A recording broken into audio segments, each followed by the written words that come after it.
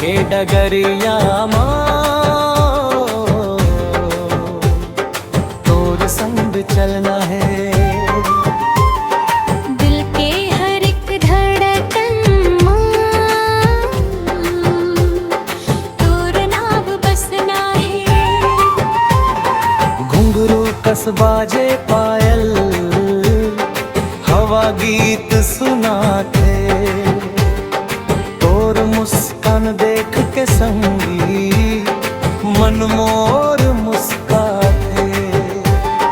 हाथ में हाथ धर ले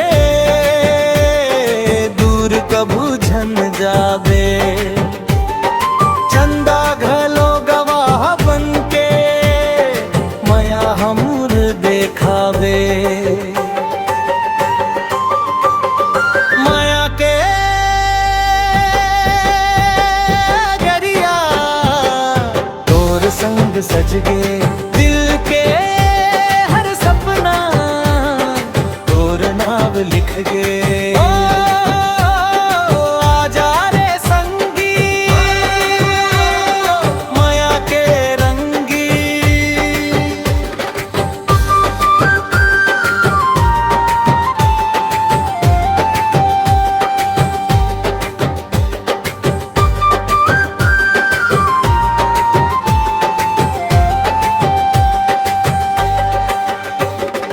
माया के छैया डाले दूझल गोठिया वो, नदिया के लहर संग माया के गीत गा।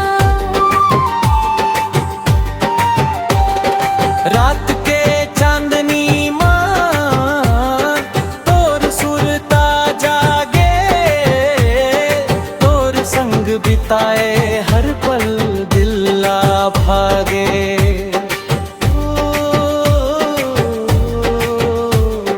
माया मर रहे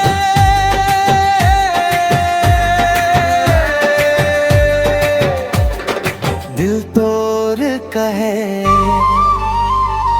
माया के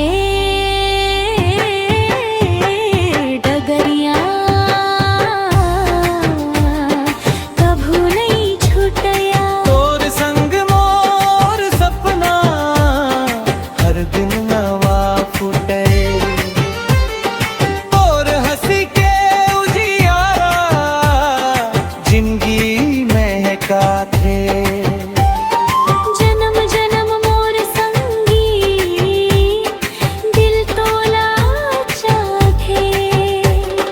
चंदा रहे तारा रहे माया हम रहे, तोर संग ए जिंदगी दिल तू बन के बहे।